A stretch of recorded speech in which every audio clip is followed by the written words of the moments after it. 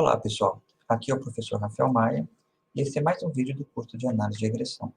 Na aula de hoje, vamos falar de modelo de regressão com interação. Vamos considerar o exemplo onde nós temos P-1 variáveis preditoras, né? De maneira generalizada, a gente pode escrever um modelo chamado de modelo de efeitos aditivos, vamos falar um pouco mais sobre isso, como sendo dado pela seguinte forma: o valor esperado da nossa variável resposta y pode ser escrito como a soma de uma função f1 da variável x1, uma função f2 da variável x2, até uma função fp-1 da variável xp-1, onde essas funções f1, f2 até fp-1, a priori, podem ser quaisquer funções. Nos exemplos que a gente trabalhou, essas funções f eram polinômios, né? Então, aqui a gente tem um exemplo onde, para a variável x1, a gente tem um polinômio de grau 2, para a variável x2, temos um polinômio de grau 1, ok? Esse modelo, como já dito, é chamado, o efeito de x1 e x2 em y é aditivo, né? Embora, como é uma regressão de linear múltipla, eu tenho que interpretar o efeito de x1 fixado x2, ou o efeito de x2 fixado x1, independente de qual seja o efeito de x2, o efeito de x1 sempre vai ser este aqui. Da mesma forma, independente de qual seja o valor, o valor de x1, o efeito de x2 vai ser sempre este aqui. Vamos considerar agora esse modelo com duas variáveis preditoras, onde nós temos um polinômio de grau 2 para a variável x1 e um polinômio de grau 1 para a variável x2. Além disso, nós temos um terceiro termo aqui na nossa regressão, que é o produto entre a variável x1 e x2. E esse termo aqui é chamado de interação, é o termo de interação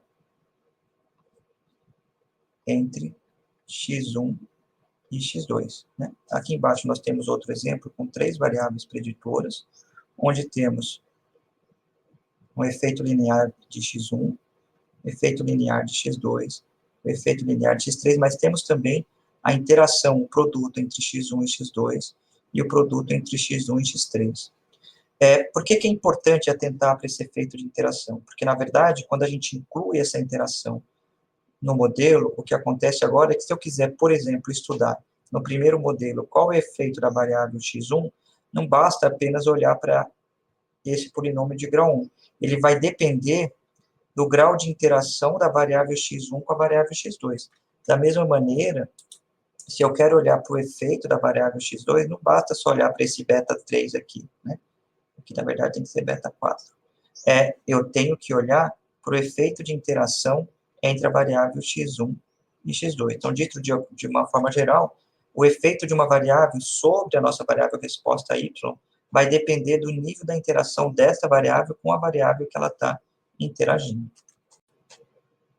Considerando aqui o modelo de regressão linear múltipla, com duas variáveis preditoras, x1 e x2, e adicionamos um termo de interação entre a variável x1 e x2.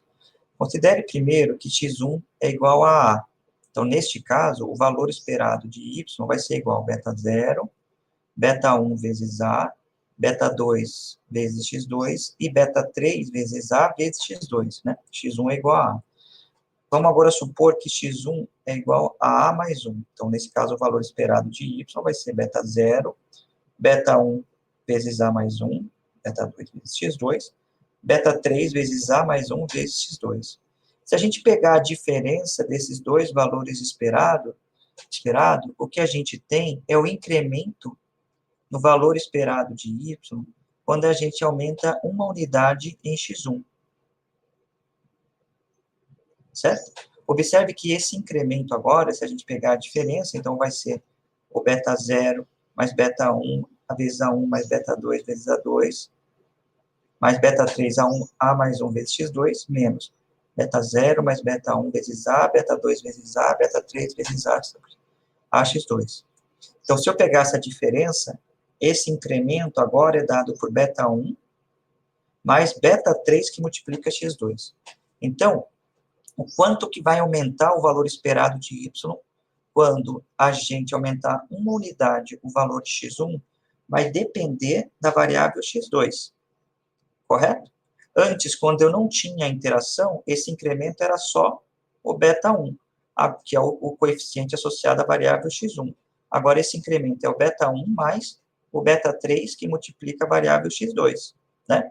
Então, por exemplo, se x2 for igual a 2, esse incremento é beta 1 mais 2 vezes beta 3. Se x2 for igual a 4, esse incremento é beta 1 mais 4 vezes beta 3. Então, o efeito de x1 depende do valor de x2, porque a variável x1 e a variável x2 estão interagindo. De maneira equivalente, a gente pode também avaliar qual que é o efeito da variável x2, ou seja, quando eu aumento a variável x2 em uma unidade, o quanto que isso aumenta o valor esperado da variável y, né? No mesmo modelo com a interação entre x1 e x2. Então, se a gente fazer a conta equivalente ao do slide anterior, a gente vai mostrar que o efeito da variável x2 agora é igual ao beta 2, que é o parâmetro associado à variável x2, mais beta 3, que multiplica a variável x1. Ok? Portanto, se eu quero agora avaliar o efeito da variável x2, não basta só olhar para beta 2. Eu tenho que saber, ela vai depender do valor de x1. Se x1 for igual a zero, então eu tenho que, se x1 é igual a zero, se eu aumentar uma unidade na variável x2, eu aumento o y em beta 2. Se x1 for igual a 1, se eu aumentar uma unidade na variável x2, eu aumento beta 2 mais beta 3 vezes x1, e assim por diante. Então, para estudar agora o efeito da variável x2, eu preciso saber qual que é o valor da variável x1, porque as duas variáveis estão interagindo. A gente pode interpretar o efeito da variável x1, ou o quanto que a gente aumenta o valor esperado de y quando aumentamos a variável x1 em uma unidade. Esse efeito da variável x1 pode ser interpretado como a taxa de aumento do seu valor esperado quando aumenta uma unidade x1. Essa taxa de aumento, ou velocidade com que acontece a mudança de y, ela pode ser obtida com a derivada do valor esperado de y em relação a x1, que vai dar justamente aquele efeito que calculamos 2 slides atrás.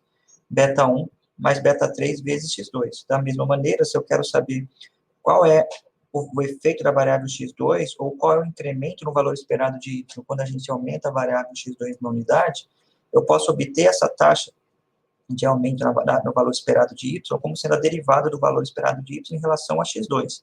E aí a gente obtém exatamente o efeito calculado no slide anterior. De novo, com as duas variáveis interagindo, esse efeito agora da variável x1, ela depende de qual valor da variável x2. E o efeito da variável x2 depende de qual valor da variável x1. Para diferentes valores da variável x1, eu vou ter diferentes valores de efeito da variável x2. E a mesma coisa para diferentes valores de variável x2, eu tenho diferentes valores de efeito da variável x1. Então, não basta agora, para avaliar o efeito das variáveis, não basta só usar para olhar para os termos aditivos do modelo, né? Eu tenho que olhar para a interação. Uma coisa importante, já disse aqui, que quando a gente faz um teste de hipótese e a interação ela é significativa, ou seja, eu não posso descartar a hipótese de que eu descarto a hipótese de que o beta 3, por exemplo, é igual a zero. Nesse caso, eu tenho que manter os efeitos aditivos no modelo, ainda que os testes digam que beta 1 e beta 2 são estatisticamente iguais a zero.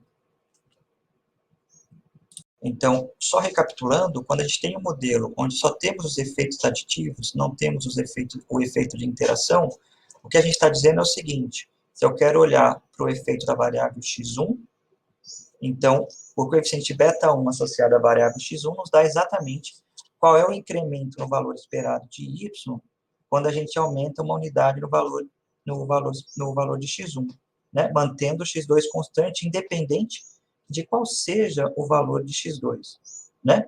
Então, se a gente pensa graficamente, se eu fixo o x2, o efeito de x1 vai dar, fixado x2, o efeito de x1 é sempre o mesmo. O que eu estou fazendo é só alterando, no caso aqui do exemplo com duas variáveis preditoras, o intercepto, mas a inclinação da reta de y em relação a x1, quando x2 é fixo, é sempre a mesma. E a mesma interpretação vale se eu fixar x1. No entanto, no modelo com interação, o que a gente tem? Então, considerando este modelo aqui de cima, que tem uma interação entre a variável x1 e x2, se x2 for igual a 1, o valor esperado de y é igual a 10 mais 2 vezes x1, mais 5 vezes x2, que é 1, mais meio vezes x1, ou seja, o resultado final é 15 mais 2,5 vezes x1. Se a variável x2 for igual a 3, então o valor esperado de y, no final, fazendo as substituições e fazendo as contas, vai ser 25 mais 3,5x, 3,5x1. Então, eu não só alterei o intercepto, mas eu alterei também o coeficiente angular da reta. Então, a contribuição de x1 no valor esperado de y, ele vai depender do x2. Para diferentes valores de x2, eu tenho diferentes contribuições. Não é só mais o beta 1, né? Mas vai ser o beta 1 mais o beta 3, aqui no nosso caso, né? Que multiplica a variável x2.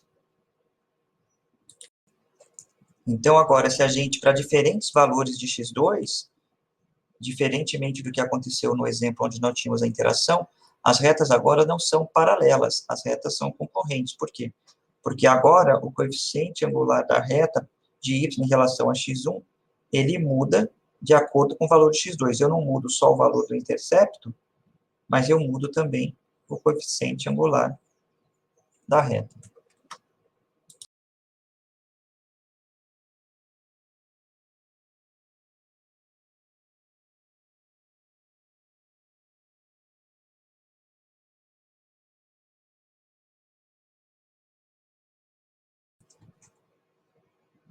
Vamos tomar como exemplo aqui aqueles dados que já trabalhamos anteriormente com as medidas corporais. Então, temos como variável resposta a gordura corporal e temos como variáveis preditoras medidas de tríceps, coxa e antebraço. Né? Aqui as variáveis são todas transformadas, centradas no zero, para diminuir problemas com multicolinearidade.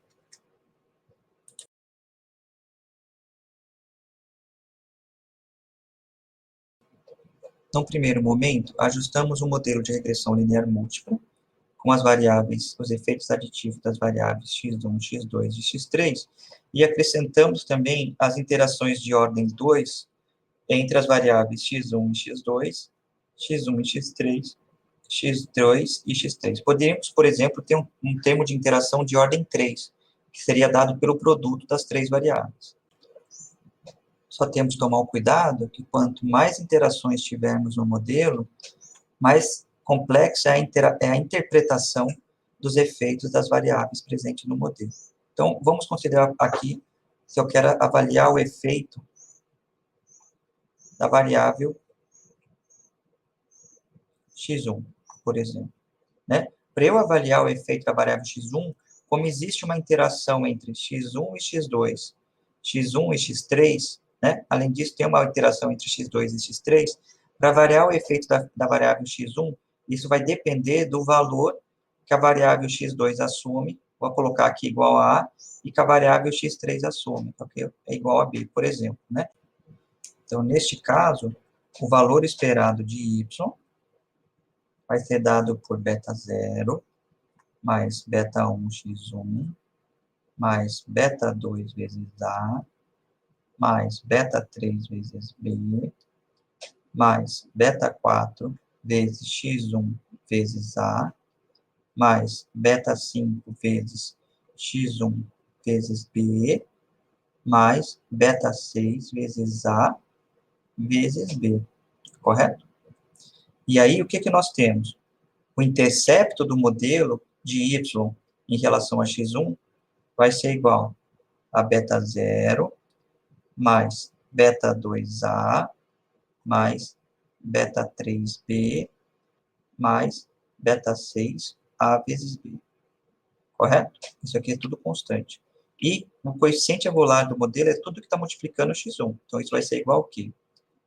Beta 1, que multiplica, perdão, que soma, mais A vezes beta 4, mais B vezes beta 5, tudo isso multiplicado x1. Né? Então, se eu aumento uma unidade na variável x1, o aumento no valor esperado de y vai ser beta 1 mais a vezes beta 4 mais b vezes beta 5, ou seja, ele depende de qual é o valor de x2 e o valor de x3, porque x1 interage tanto com x2 quanto com x3, né? Não dá para ter uma interpretação direta do efeito de x1 simplesmente olhando para o beta 1 multiplicando x1. Não, eu tenho, para saber o efeito de x1, eu tenho que fixar o valor de x2, porque essa variável interage com as outras duas. De maneira similar, vai acontecer se eu quiser avaliar qual é o efeito de x2 ou de x3 nesse modelo com essas interações duplas. Como a interpretação dos efeitos das variáveis no modelo fica mais complicada quando a gente inclui os termos de interação entre as variáveis, o que a gente está interessado, o que a gente vai estar interessado é de testar se esses efeitos de interação são significativos. Uma maneira de testar, por exemplo, eu ajustei o modelo com todas as interações e agora faço a nova deste modelo. Lembrando que quando eu faço esse tipo de teste, né, eu tenho que tomar muito cuidado com o que está sendo apresentado aqui, né? Esse teste, ele apresenta para a gente, na primeira linha, a soma de quadrados de regressão, quando eu tenho apenas a variável x1, e depois ele vai fazendo de maneira encaixada. Ele nos dá a soma de quadrados de regressão de x extra, né? Quando eu tenho x2 dado x1, de x3 dado x1 e x2, e assim por diante.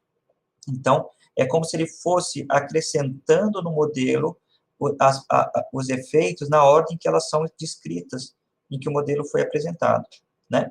Então, aqui está nesta ordem. Então, nesta ordem aqui ele está testando se o efeito beta 1 é igual a zero, né? Aqui são as hipóteses nulas.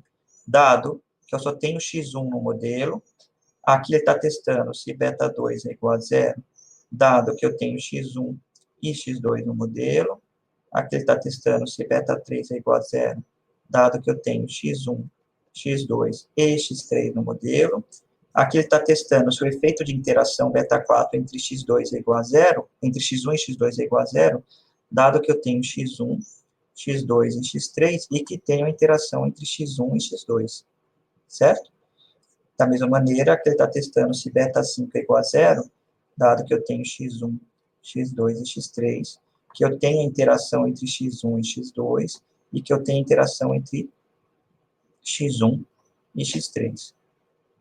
E, por último, ele está testando se o beta 6 é igual a zero quando eu tenho tudo no modelo, x1, x2 e x3, x1 versus x2, x2 versus x3. Por que a gente tem que tomar esse cuidado? Porque, por exemplo, nessa última linha, ele está dizendo, olha, o efeito associado à interação entre x2 e x3 não é significativo, o p-valor aqui é grande, então a gente não pode rejeitar a hipótese nula, mas dado que eu tenho todas essas variáveis no modelo. O segundo está dizendo que não é significativo a interação entre x1 e x3 quando eu tenho esse conjunto de variáveis no modelo aqui, né? Eu não tenho interação entre x2 e x3, e assim por diante. Se a interação entre x2 e x3 fosse significativa, seria interessante testar esse efeito aqui quando eu tenho x2 e x3 no modelo. E aí, a ordem como você constrói o modelo faz diferença no teste, né? Mas aqui, de modo geral, está dizendo que nenhuma das interações são significativas.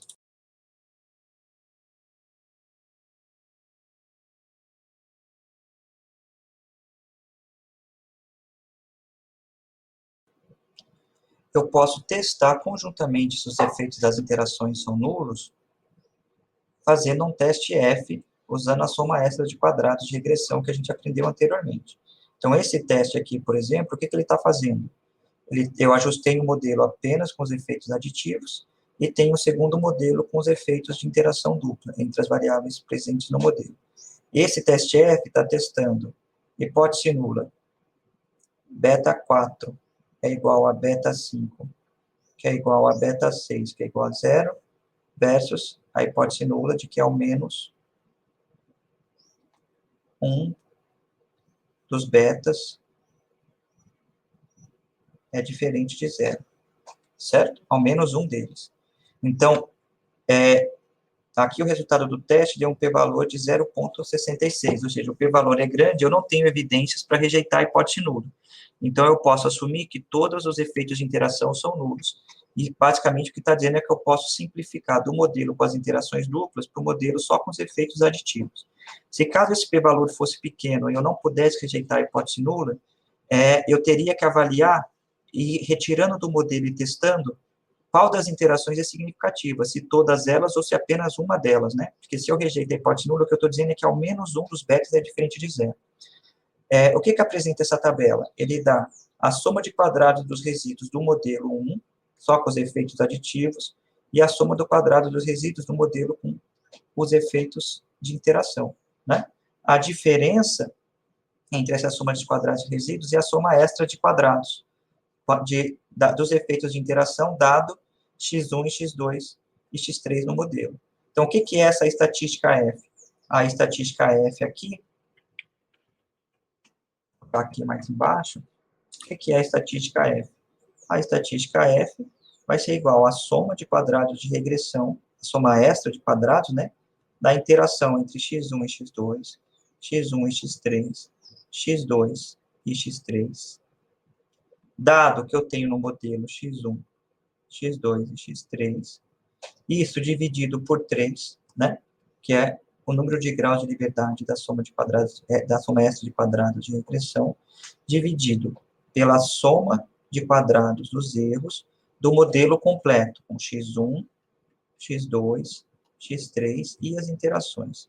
x1 e x2, x1 e x3, x2 e x3. Certo? Isso dividido por n menos P, onde P é o número total de parâmetros no meu modelo. Nesse caso aqui, o meu modelo tem 7 parâmetros quando eu incluo o intercepto, ok? Essa soma de quadrados dos erros é essa última que aparece aqui. Então, tem 13 graus de liberdade. A soma extra de quadrados de regressão é essa diferença que aparece aqui.